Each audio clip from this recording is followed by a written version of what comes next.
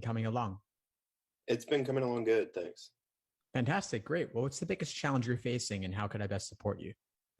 I think the biggest challenge I'm facing is getting to the test and I'll prep for a practice test and then I'll take it and something throws me off, whether it's a question or a section. I'll do below what I'm averaging and I'll lose all my confidence.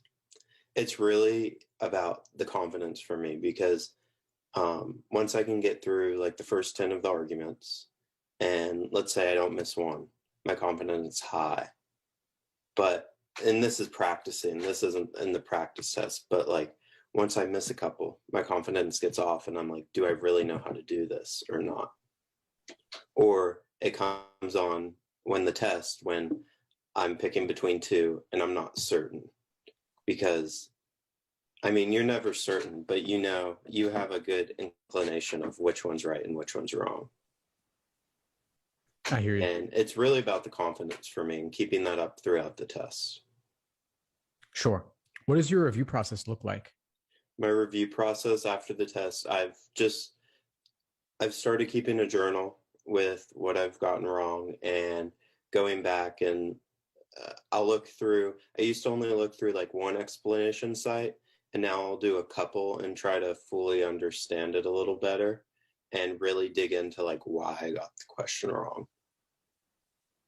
Fantastic. Multiple sources can definitely be helpful, especially if you're only going off of one. Sometimes you'll see later upon looking at a second that they conflict. They cover different things, and maybe one system clicks more with you than another one does.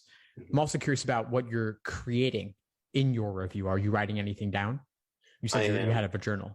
Yeah, I'll write down, let's just say if it was a conditional in the argument, I'll have what I wrote down and then compare it to what the explanation says and see where it's off. And sometimes it's not off in the actual, math of it, the writing it out with the arrows, but just like connecting two different parts of it and connecting them wrongly will lead me to the wrong answer.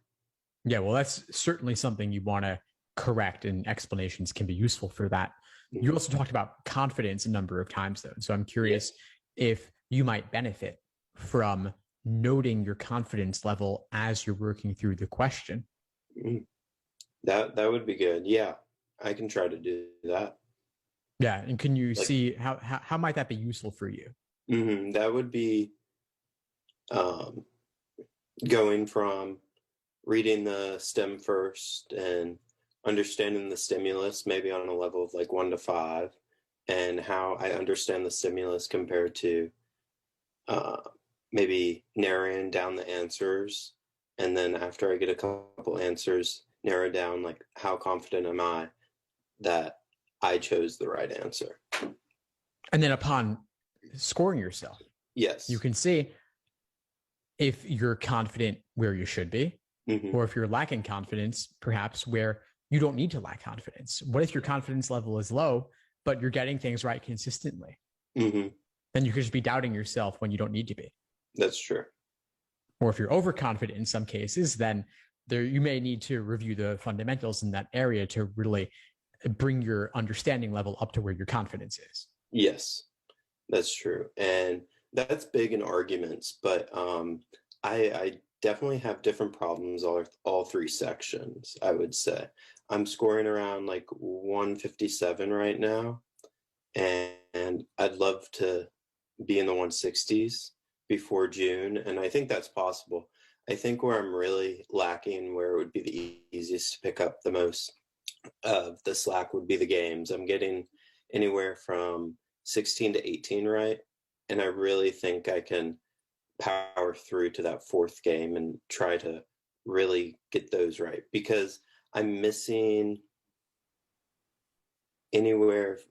I'm about 3 games right now on all tests, and I'm missing about 2 of those, I would say. So I think that's pretty good accuracy, but can I speed up and keep the same accuracy? I don't know. Well, again, it could come back to confidence. If you can move at a faster pace during those first 3 games. Yes, and that's it's different from doing practice and doing deductions than jumping into the game and being confident that your deduction is right.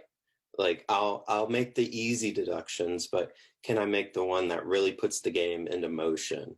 Whether it's a spaces where everything can go, or a layout like 3, 2, 1, 1, 2, 3, something like that. I have a hard time making those deductions like under the pressure of the test.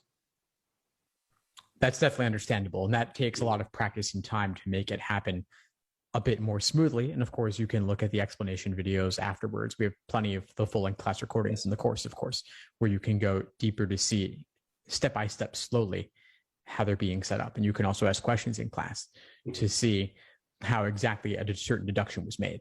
Yes. So I look at that because that's fundamental, that setup, that foundation can pave the way for the entire rest of the game to happen more quickly. Yes, that's true. And relying on those deductions is the other big thing. But I think the games is where I'm strongest right now. And then reading comp, I'm really working on fine-tuning my process and how I go throughout the passage, because I watched one of your reading comp videos and you say you don't really underline or highlight anything. What's kind of your process to go through the passage and keep up with like maybe a harder like philosophy passage? Sure. Yeah. Well, one thing I might do, and you see this in a lot of my deep dive reading comp videos, the full-length class recordings, I'm aiming to dissect and translate the passage into the simplest possible language. And those philosophy ones can be really tough to get a handle on. And so if they give me one example, even I'll latch onto that one example for dear life to help me anchor myself in the real world with what they're talking about, to make it less abstract, more concrete. LSAT is masterful at making things as vague and general as possible, but that's boring and it's hard to get a handle on it. And so any example I can get, or an example I can make up for myself that's still true to the content, is part of my process for essentially dumbing it down. And then you're right, I don't highlight, I don't underline. I just look for the main point, the author's opinion, the primary purpose, aim to extract that and pre-phrase it.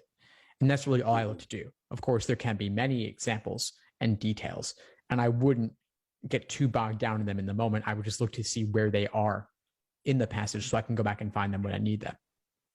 Okay. Yeah, I think that's because right now I know if I can really understand the passage and get to the questions in a timely manner, I can get back to the passage and answer those questions more efficiently. That's the name of the game. It's the inference questions right now that are really stumping me. Got it. Yeah. So I would save the inference ones for last. If they require a bit more reading between the lines, I would do those general ones, like main idea, primary purpose first, then the detail-oriented ones where they're giving you a specific place to go. And then the inferential ones, they're going to be harder. Save them for last and make that a big part of your review process if they're giving you trouble. Okay. All right. Fantastic. Any other questions for today? No, I think I'm good. Fantastic, Sammy. Well, it was great. It was great connecting with you. There's a reading comp class tonight, by the way, so I definitely recommend it. Yes, there is. I'm signed up. Perfect. All right, great. Well, if anything else comes up, just let me know. I'm happy to help. All right. Thank you. Thanks for tuning into the show. Please subscribe if you haven't done so already to be notified of new episodes as I release them. And feel free to reach out if you need anything at all as you move forward with your prep. I'm happy to help however I can. In the meantime, I'll wish you all the best and take care.